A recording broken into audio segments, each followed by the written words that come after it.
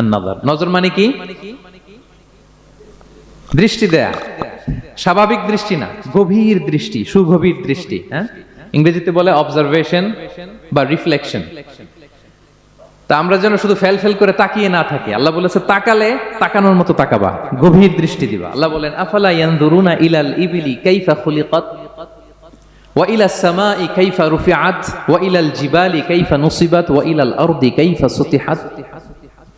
আল্লাহ বলেন ওরা কি নজর দেয় না? আফালা ইয়ানজুরুনা, নজর থেকে ইয়ানজুরুনা ইলাল ইবিলি, ওরা কি উটের দিকে তাকায় না? Don't they see to the camels how masterfully they were created? হ্যাঁ, তারা কি উটের দিকে তাকায় না কিভাবে উটকে সৃষ্টি করেছি? তারা কি আকাশের দিকে তাকায় না খুঁটিবিহীন বিশাল আকাশকে কেমন করে বানালাম? তারা কি পাহাড়ের দিকে তাকায় না কিভাবে পাহাড়কে ফার্মলি সেট করা হলো পৃথিবীর সাথে? তারা কি জমিনের দিকে তাকায় না কিভাবে জমিনটাকে বিস্তীর্ণ করে দেয়া হয়েছে? তো এই চারটা কথা আল্লাহ বললেন। রাসূল সাল্লাল্লাহু আলাইহি ওয়াসাল্লাম যখন মক্কার কুরাইশদেরকে তাওহীদ, রিসালাত, আখিরাতের দাওয়াত দিচ্ছিল, তারা এই দাওয়াতকে প্রত্যাখ্যান করলো, তারা মানছে না। তো তখন আল্লাহ তাআলা এই আয়াত নাজিল করে বললেন আফালা ইয়ানজুরুনা ইলাল ইবিলি কাইফা খুলিকাত। মক্কার কুরাইশরা কি উটের দিকে তাকায় না? উটকে কিভাবে আমি তৈরি করলাম এটা একটু দেখতে পারে না ওরা? আরে উটের দিকে তাকালেই তো ওরা উটের মালিক আমি আল্লাহরে খুঁজে পাবে। কারণ কুরাইশরা ছিল কোরআনের প্রাইমারি অডিয়েন্স, যদিও কোরআন সবার জন্য এসেছে। তো আল্লাহ বললেন আফালা ইয়ানজুরুনা ইলাল ইবিলি কাইফা খুলিকাত, ওরা কি উটের দিকে তাকায় না? উট দেখার জন্য তো ওদের চিড়িয়াখানায় যাওয়া লাগবে না, অথবা মক্কার কুরাইশদের চায়নাতেও যাওয়া লাগবে না, কারণ উট তো ওদের গৃহপালিত প্রাণী, ঠিক কি না? ঘরে ঘরে আরব দেশে উট আছে না নাই? আছে। তো উটের দিকে তাকায় না? সম্মানিত শুধু উটের কথা আল্লাহ কেন বললেন? কুরাইশদেরকে উটের কথা বললেন এজন্য, উট হচ্ছে এমন আজীব একটা প্রাণী যেটা প্রাণী বিজ্ঞানীদেরকে হয়রান করে দিয়েছে। আল্লাহু আকবার, আপনি অবাক হবেন উটের যে ফিচার আল্লাহ তাআলা দিয়েছেন। মক্কার লোকেরা উটের গোশত খাইতো, উটের দুধ খাইতো, উটের চামড়া দিয়ে দ্য ফাইনেস্ট লেদার, দামি লেদার তারা বানাতো। উটের উপর মাল নিয়ে বোঝাই করে মরুভূমি এক প্রান্ত থেকে আরেক প্রান্তে পাড়ি দিত, নিজেরা উটের উপর রাইডিং করত। এবং উট হচ্ছে এমন প্রাণী যেটা একসাথে 1 মাস না খেয়ে বেঁচে থাকতে পারে। 1 মাস পানিও খাওয়া লাগবে না, খাবারও খাওয়া লাগবে না। সুবহানাল্লাহ পড়বেন না? এট এ টাইমে একটা উট, প্রাপ্তবয়স্ক একটা উট একসাথে 200 লিটার পানি খেয়ে ফেলতে পারে। এবং উটের পেটের ভিতরে একটা স্পেশাল ওয়াটার চেম্বার আছে, ওই চেম্বারে রেখে দেয়, খেয়ে ওইটারে পাঠায় দেয় না ওদের কিডনিতে। 200 লিটার পানি একবারে খেয়ে স্পেশাল চেম্বারে রেখে দেয়, যখন লাগবে ওইখান থেকে নিয়ে নিয়ে বেঁচে থাকে। 1 মাস না খেয়ে বেঁচে থাকে কি করে? উটের পিঠে দেখবেন একটা কুজ আছে, একটা উঁচু উটকে যদি কল্পনা করেন, উপরে একটা কুজ আছে না? এই পুরো কুজটা হচ্ছে চর্বির আধার। তো ওটের যখন খাবার থাকে না মরুভূমিতে, মাসের পর মাস যখন চলে, ওই চর্বি থেকে এনার্জি নিয়ে সে মরুভূমিতে চলে, সে না খেয়েও বাঁচতে পারে। আমাদের চোখের মধ্যে যেমনি একটা পাপড়ি, এরকম এক পাপড়ি দিয়ে উটকে আল্লাহ বানায় নাই, ডবল লেয়ারের পাপড়ি দিয়েছে। কারণ মরুভূমির মধ্যে চলতে পথে লু হাওয়া থাকবে, মরুভূমির সাইমুম, বালুর ঝড়, এই ঝড় মোকাবেলার জন্য, লু হাওয়া মোকাবেলার জন্য ডবল লেয়ারের চোখের পর্দা। একটা পর্দা ফেলে রাখে আর একটা খুলে সে হাঁটতে থাকে, তার কিছুই হয় না। সুবহানাল্লাহ। আমাদের 98 ডিগ্রি ফারেনহাইটে স্বাভাবিক তাপমাত্রা, তাই না? 99 ডিগ্রি হলে আমাদের জ্বর, 100 ডিগ্রি হলে জ্বর, 101, 2 সর্বোচ্চ আমরা সহ্য করতে পারি। এর বেশি যদি হয়, 103 ডিগ্রি হলে বেহুশ হয়ে যায় মানুষ। 4 ডিগ্রি হলে আমাদের দেহের ভেতরে যে কোষগুলো আছে এগুলো মরে যায়। কিন্তু একটা উট মরুভূমির তাপমাত্রায় প্রতিদিন 104 ডিগ্রি 5 ডিগ্রি তাপমাত্রা সহ্য করে খুব স্বাভাবিক উট চলতে পারে, তার কিছুই হয় না। এবং মরুভূমির মধ্যে যে ক্যাকটাস আছে, গুলমলতা, বড় বড় কাঁটা জাতীয় গাছ, যেই কাঁটা পৃথিবীর কোনো প্রাণী খেতে পারবে না, কিন্তু একটা উট অনায়াসে খেয়ে ফেলতে পারে। উটের জিহ্বাকে এবং পাকস্থলীকে আল্লাহ এমন স্পেশালি মেড করেছেন, যত কাঁটা দিবেন খেয়ে সাবার, ওর কিছুই হয় না। সুবহানাল্লাহ বিহামদি। আল্লাহ বলে আফালা ইয়ানজুরুনা ইলাল ইবিলি কাইফা খুলিকাত, ওরা কি উটের দিকে তাকায় না? আরে উটকে নিয়ে গবেষণা করলেই তো উটের মালিককে খুঁজে পায় তারা। এরপর বললেন ওয়া ইলাস সামাই কাইফা রুফিআত, ওরা কি আকাশের দিকে তাকায় না কিভাবে খুঁটি ছাড়া আকাশকে আমি বানিয়েছি? আপনারা যখন বিমানে চড়েন তখন কি শুধু ভিডিও করতে থাকেন নাকি? মেঘের ভিডিও, আকাশের ভিডিও, তখন তাকাবেন আকাশের দিকে। সুবহানাল্লাহ, কিভাবে আল্লাহ আকাশকে তৈরি করেছেন। ওয়ালাকাদ যায়্যানা সামাআ আদ-দুনিয়া বিজিনাতিল কাওয়াকিব, আল্লাহ বলেন এই প্রথম আকাশটাকে আমি তারা দিয়ে সুশোভিত করেছি, বিশাল বিশাল তারা। এই যে আমরা সূর্য দেখি, এটা একটা তারা। পৃথিবীর চেয়ে 13 লক্ষ গুণ বড় এই সূর্য। কত গুণ বড় বলে ফেললাম হুট করে মুখ দিয়ে, কিন্তু কল্পনা করতে পারতেছি। তার মানে 13 লক্ষটা পৃথিবী সূর্যের মধ্যে রাখার জায়গা আছে। তাই বলে মনে করেন না যে সূর্য অনেক বড় সাইজের তারা। ন, সূর্য এই মহাশূন্যের খুব ছোট্ট সাইজের একটা তারা। সূর্যের চেয়ে লক্ষ কোটি গুণ তারা আছে। যে সূর্য পৃথিবীর চেয়ে 13 লক্ষ গুণ বড়, ওই সূর্যের চেয়ে কোটি গুণ বড় তারা আছে।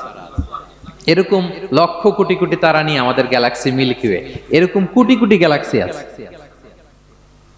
সুবহানাল্লাহ, কোটি কোটি গ্যালাক্সি নিয়ে আমাদের এই প্রথম আকাশের মহাশূন্য। তার মানে পুরো প্রথম আকাশটাকে যদি একটা মানচিত্র দেয়া হয়, ওইখানে মাইক্রোস্কোপ দিয়ে পৃথিবীকে খুঁজে পাওয়া যাবে না।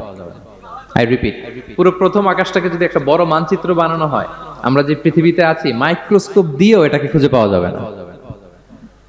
এই বিশাল প্রথম আকাশের মহাশূন্য যখন শেষ, এরপরে হচ্ছে প্রথম আকাশের লেয়ার, তারপরে হচ্ছে দ্বিতীয় আকাশের মহাশূন্য, তারপরে দ্বিতীয় আকাশের লেয়ার।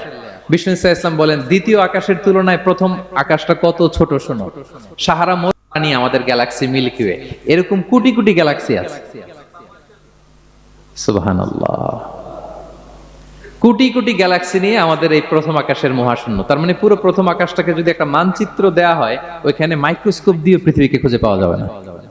আই রিপিট, পুরো প্রথম আকাশটাকে যদি একটা বড় মানচিত্র বানানো হয়, আমরা যে পৃথিবীতে আছি মাইক্রোস্কোপ দিয়েও এটাকে খুঁজে পাওয়া যাবে না।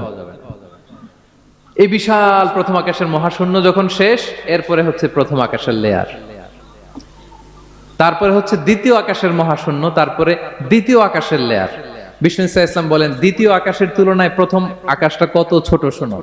সাহারা মরুভূমির মধ্যে যদি তোমার হাতের আংটি ছুঁড়ে ফেলে দাও, পুরো মরুভূমির তুলনায় তোমার হাতের আংটি যত ছোট, আল্লাহর দ্বিতীয় আসমানের তুলনায় প্রথম আসমানটা ঠিক তত ছোট। আবার তৃতীয় আসমানের তুলনায় দ্বিতীয় আসমানটা ঠিক ওই রকম। আবার চতুর্থ আসমানের তুলনায় তৃতীয় আসমানটা ওই রকম। এইভাবে 7 আসমান, এরপরে আল্লাহর কুরসি, মাউদাউল কাদামাইন, যেখানে আল্লাহ তার কুদরতি পা রাখেন। তো 7 আসমানটা যত বড়, পুরো সাহারা মরুভূমির মধ্যে আংটি ফেলে দিলে মরুভূমির তুলনায় আংটি যত ছোট, আল্লাহর কুরসির তুলনায় পুরো 7 আসমানটা ঠিক তত ছোট। কল্পনা করা যায়? এজন্য আল্লাহ বলেছেন, আফালা ইয়ানজুরুনা ইলাল ইবিলি কাইফা খুলিকাত। একটু উট নিয়ে চিন্তা করতে পারো না? আকাশটা নিয়ে একটু ভাবতে পারো না? ওয়া ইলাল জিবালি কাইফা নুসিবাত। একটু পাহাড়ের দিকে তাকিয়ে একটু অবজারভেশন করা যায় না, রিফ্লেকশন? ও মক্কার লোকেরা, পাহাড় দেখার জন্য তো তোমাদের অন্য দেশে যাওয়া লাগবে না, তোমরা তো সারাউন্ডেড বাই মাউন্টেন্স, চারদিকে শুধু পাহাড়, পাহাড় আর পাহাড়। এই পৃথিবীর ভেতরে 7টা টেকটনিক প্লেট আছে। এই 7 tectonic plates creates the mountain range on earth. পৃথিবীর মধ্যে মাউন্টেন এভাবেই হয়েছে। বিগ ব্যাং এর মহাবিস্ফোরণের পরে এই প্লেটগুলো যখন কোলাপস করলো, মাঝখানের জায়গা উঁচু হয়ে গেল, দ্যাট ইজ মাউন্টেন। এটাই মাউন্টেন। আমেরিকার আলাস্কা একটা জায়গা আছে, পৃথিবীর সবচেয়ে বড় মাউন্টেন রেঞ্জ। এটা লম্বায় প্রায় 2000 কিলোমিটার লম্বা একটা পাহাড়। ইউরোপের সবচেয়ে বড় পাহাড় হচ্ছে আল্পস পর্বতমালা, ওটা লম্বায় 1200 কিলোমিটার। কল্পনা করতে পারেন, একটা পাহাড় 1200 কিলোমিটার লম্বা। আর সবচেয়ে উঁচু যে পর্বত শৃঙ্গ মাউন্ট এভারেস্ট 29,035 ফিট। আর মিটার দিয়ে চিন্তা করলে 8,850 মিটার। আল্লাহ এই পাহাড়কে কোরআনে বলেছেন, পেরেকের সাথে তুলনা দিয়েছেন। আল্লাহ তাআলা বলেছেন, ওয়াজআলনাল জিবালা আওতাদা। আমি এই পাহাড়গুলোকে আল্পস পর্বতমালা, আলাস্কা পর্বতমালা, মাউন্ট এভারেস্ট, এগুলোকে পেরেকের মতো বানিয়েছি। কিসের মতো? আচ্ছা, যদি আমার কথা বুঝে থাকেন তাহলে উত্তর দেন। আমরা পেরেক যখন কাঠের মধ্যে ঠুকি, তখন পুরো পেরেকটা কাঠের ভিতরে ঢুকে যায় না? উপরে দেখা যায় কতটুকু? হাতুড়ি দিয়ে একটা পেরেক যখন আমি একটা কাঠের ভিতরে ঢুকাই দিলাম, ঠুকে দিলাম, এরপরে কি পুরা পেরেকটা দেখা যায়? আর কতটুকু দেখা যায়? সামান্য মাথাটা। তো পুরা পেরেক গেল কই? ভিতরে। তা আল্লাহ পাহাড়গুলোকে পেরেকের সাথে তুলনা করেছেন। তার মানে পাহাড় যতটুকু আপনি দেখেন, এটা পাহাড়ের মাথা, এর পুরো অংশটা মাটির ভিতরে।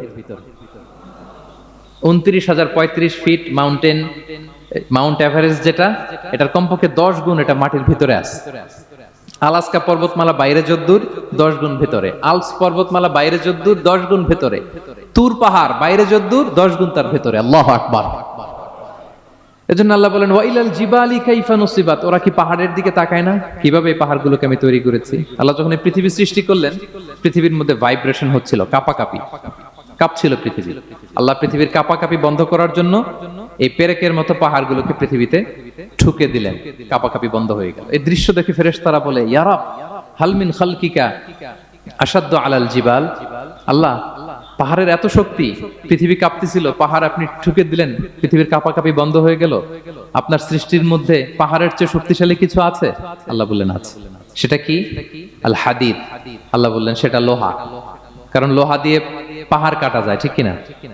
লোহার কথা শুনে ফেরেশতারা অবাক, লোহা পাহাড়ের চেয়ে শক্তিশালী। ফেরেশতারা প্রশ্ন করলো ইয়া রাব্বি হাল মিন খালকিকা আশাদ্দু মিনাল হাদিদ, তাহলে আপনার সৃষ্টির মধ্যে লোহার চেয়ে শক্তিশালী কিছু আছে? আল্লাহ বললেন আছে। কি সেটা? আন্নার, আগুন। কারণ আগুন লোহাকে কি করে? গলিয়ে ফেলে। ফেরেশতারা শুধু অবাকই হচ্ছে। ফেরেশতারা বলে আগুনের চেয়ে শক্তিশালী কিছু আছে? আল্লাহ বলে আছে আল মা, পানি। কারণ আগুনে দাউ দাউ করে জ্বলে ওঠা আগুনের মধ্যে পানি দিলে আগুন অস্তিত্ব হারায়। ফেরেশতারা শুধু অবাকই হচ্ছে। তারা বলে তাহলে পানির চেয়ে শক্তিশালী কিছু আছে? আল্লাহ বলেন আছে। আর রিহ, বাতাস। কারণ বাতাস পানিকে একদিক থেকে আরেক দিকে নিয়ে যায়। জলের মধ্যে বায়ুর উচ্ছ্বাস লাগলে জলোচ্ছ্বাস তৈরি হয়, ঠিক কি না? ফেরেশতারা আবার অবাক হয়ে বলে তাহলে বাতাসের চেয়ে শক্তিশালী কিছু আছে? আল্লাহ বললেন আছে। সেটা কি? বলতেছে বনি আদম। ওই মানুষ শক্তিশালী যে গোপনে দান করে, এত গোপনে যে ডান হাত কি দান করলো, বা হাত সেটা টের পায় না। পড়েন সুবহানাল্লাহ। এই লম্বা হাদিস বলার বা বোঝানোর মূল উদ্দেশ্য হচ্ছে আল্লাহ পাহাড়কে সৃষ্টি করেছেন।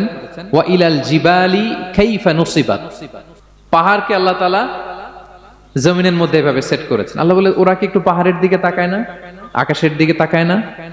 ওরা কি একটা উটের দিকে তাকায় না? ওয়া ইলাল আরদি কাইফা সুতিহাত, ওরা কি জমিনের দিকে তাকায় না, জমিনকে কিভাবে আমি বিস্তৃত করেছি। আমরা তো কত চমৎকার মাটি দেখি, তাই না? বীজ রোপণ করে দিলে কি উর্বর জমি, হ্যাঁ, ঘাস লতাপাতা ফলমূল হয়। আসলে পুরো পৃথিবীটাই কি এরকম নরম? না, অনেক স্তর আছে। এই ভূপৃষ্ঠের নিচে আপনি পাবেন পাললিক শিলার স্তর, রূপান্তরিত শিলার স্তর, আগ্নেয়গিরির শিলার স্তর। তার মানে পৃথিবীর ভেতরে দাউ দাউ করে আগুন জ্বলছে, এবং আগ্নেয়গিরির জ্বালামুখ ভেঙে যখন এই অগ্নুৎপাতের লাভা বের হয়, তখন বোঝা যায় পৃথিবীর ভেতরে কেমন আগুন পাওয়া যায়, ঠিক কিনা? তাহলে প্রথম শব্দটা আমি কি বলেছিলাম? আন-নাযার। মনে আছে তো না? প্রথম শব্দটা কি? আল্লাহ বলে তারা কি নজর করে দেখে না কিভাবে আকাশ বানালাম, উট সৃষ্টি করলাম, কিভাবে জমিন বানালাম, কিভাবে পাহাড় বানালাম। তাহলে এই যে নজর বা অবজারভেশন, রিফ্লেকশন, এটার প্রতি আল্লাহ তাআলা আমাদেরকে উৎসাহিত করেছে। প্রথম পয়েন্ট ক্লিয়ার। মোট পয়েন্ট আলোচনা করব 4টা, বলেন তো কয়টা? একটা ক্লিয়ার। 2 নাম্বার কি ছিল দেখি কার মনে আছে কিনা? আল আকল, রাইট, কমন সেন্স, রিজনিং। আমরা যেন আমাদের কমন সেন্স খাটাই, কোরআনের পরতে পরতে আল্লাহ তাআলা আমাদেরকে উৎসাহিত করেছেন। এবং ইন্টারেস্টিংলি জাহান্নামীরা যখন জাহান্নামে যাবে তারা কি বলবে জানেন? সূরা মুলকে এসেছে, তারা বলবে ওয়াকালু লাউ কুননা নাসমাউ আও নাআকিলু মা কুননা ফি আসহাবিস সাঈর। তারা বলবে হায় রে, নবীদের কথা যদি মানতাম আর যদি একটু কমন সেন্স খাটাইতাম তাহলে তো জাহান্নামে আসা লাগতো না। ওই দিনের এই আফসোসে কোনো কাজ হবে? প্রিয় ভাইরা, ওই দিন যত আফসোস করেন কোনো কাজ হবে? তাহলে জাহান্নামীরাও আফসোস করবে হায় রে, একটু যদি আকল খাটাইতাম তাইলে আজকে আর জাহান্নামের আগুনে পোড়া লাগে না। নবীদের কথা যদি শুনতাম আর যদি আকল খাটাতাম, কি খাটাতাম, তাহলে আজকের এই কঠিন অবস্থা আমাদের পড়া লাগতো না। কোরআনের বিভিন্ন আয়াত আল্লাহ তাআলা আমাদেরকে বলেছেন আফালা তাআকিলুন, তোমরা কি আকল খাটাবা না? এই যে দামি কমন সেন্স দিলাম, একটু বুদ্ধি কি খাটাবা না, আকল খাটাবা না তোমরা? এবং কোরআনের একটি আয়াতে আল্লাহ তাআলা বিভিন্ন কসমিক সিম্বলস, ন্যাচারাল ফেনোমেনা, এগুলো উল্লেখ করে সবশেষে তিনি বলেছেন লা আয়াতিন লিকৌমি ইয়াকিলুন, নিশ্চয়ই এগুলোর মধ্যে নিদর্শন রয়েছে, সাইন রয়েছে। কাদের জন্য? লিকৌমি ইয়াকিলুন, যারা আকলবান, যারা কমন সেন্স খাটায়।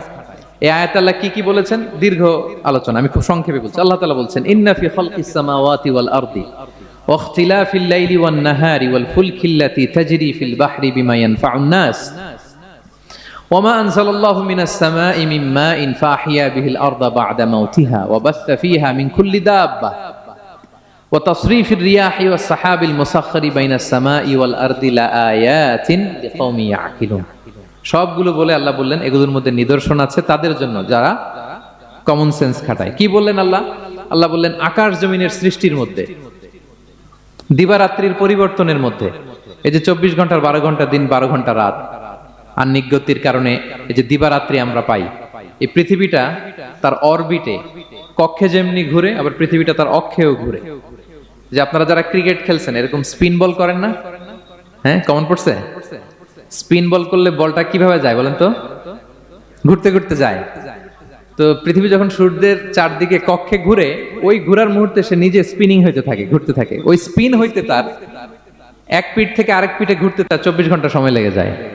ওইটার কারণে দিবারাত্রি হয়। 12 ঘন্টায় আমরা দিন পাই, 12 ঘন্টায় আমরা রাত পাই। আল্লাহ বলেন এই দিবারাত্রির পরিবর্তনের মধ্যে নিদর্শন আছে। তারপরে সাগরে যে ভেসে বেড়ায় বড় বড় নৌযান, জলযান, আপনারা দেখেছেন কিনা জানি না। এই যে icon of the ocean, Titanic জাহাজের চেয়ে 10 গুণ বড় জাহাজ, আমি দেখে এসেছি পশ্চিমা দেশগুলোতে। এত বিশাল বড় জাহাজ, এটা সামনে দাঁড়ালে এটার দৈত্যের মতো মনে হয়। মালয়েশিয়াতে তো অনেক কন্ডোমোনিয়ামস, 10-15টা কন্ডোমোনিয়ামস একসাথে জোড়া লাগালে এটা যত বড়, ওই ক্রুজগুলো, জাহাজগুলো এত বড়। এক একটা জাহাজের ভেতরে 3000-4000 হোটেল রুম আছে, 8-10টা রেস্টুরেন্ট আছে, ফুটবল স্টেডিয়াম আছে, থিম পার্ক আছে, বিশাল একটা এন্টায়ার সিটি। এই বিশাল ক্রুজগুলো, icon of the sea, virgin voyage, royal Caribbean, এগুলো সাগরের উপর দিয়ে ভেসে বেড়ায়। আল্লাহ বলে বল ফুল কিল্লাতি তাজরি ফিল বাহরি বিমা ইয়ানফাউন নাস, সাগরের উপরে বিশাল বড় বড় ক্রুজগুলো ভেসে বেড়ায়, এর মধ্যে নিদর্শন আছে। এরপর আল্লাহ বললেন আমি পানি থেকে সব প্রাণী তৈরি করেছি। ওয়াজআলনা মিনাল মাই কুল্লা শাইইন হাই, সব প্রাণ এসেছে পানি থেকে। বিজ্ঞান এটাকে কনফার্ম করেছে। তারা বলেছে পৃথিবীর সর্বপ্রথম এককোষী প্রাণীর নাম হচ্ছে অ্যামিবা। অ্যামিবা এসছে, জুপ্লাঙ্কটন, ফাইটোপ্লাঙ্কটন, ব্যাকটেরিয়া প্লাঙ্কটন, এভাবে স্পিসিসগুলো ডেভেলপ করেছে। আল্লাহ বলে এর মধ্যে নিদর্শন আছে। এরপর আল্লাহ তাআলা বলেছেন মৌসুমী বায়ু, এই যে বায়ুর প্রবাহ, এতে নিদর্শন আছে। আর আকাশ জমিনের মাঝখানে যে মেঘমালাগুলো ভেসে বেড়ায়, এই সবগুলোর ভেতরে নিদর্শন আছে। কাদের জন্য? আল্লাহ বলেন লা আয়াতিন লিকাউমি ইয়াকিলুন, তাদের জন্য যারা আকল খাটায়, যারা কমন সেন্স খাটায়। সুবহানাল্লাহ পড়বেন না? এজন্য বিমানে যদি আপনারা উইন্ডো সিট পান, কি করবেন আজকে থেকে বলেন? উইন্ডো সিটের পাশে বসে বসে রিল দেওয়ার জন্য ভিডিও মেক করব। কি করবেন? হ্যাঁ, আল্লাহর নিদর্শন দেখব, কত ক্ষুদ্র আমি, কত নগণ্য আমি, কত তুচ্ছ আমি, এটা বুঝবার চেষ্টা করব। তাহলে 4টা পয়েন্টের 2টা চলে গেল, একটা হচ্ছে নাজার আর একটা হচ্ছে আল্লাহ আকাল। 3 নাম্বার কি ছিল? একজন বলতে হবে। আত্তাফাক্কুর। আত্তাফাক্কুর মানে ক্রিটিক্যাল থিঙ্কিং। ক্রিটিক্যাল থিঙ্কিং করা। আল্লাহ যে আমাদেরকে ব্রেন দিয়েছেন, এটা দিয়ে ক্রিটিক্যাল থিঙ্কিং করা, ব্রেনটাকে কাজে লাগানো, গড্ডালিকা প্রবাহে ভেসে না বেড়ানো, ব্রেনটাকে আমরা যেন কাজে লাগাই।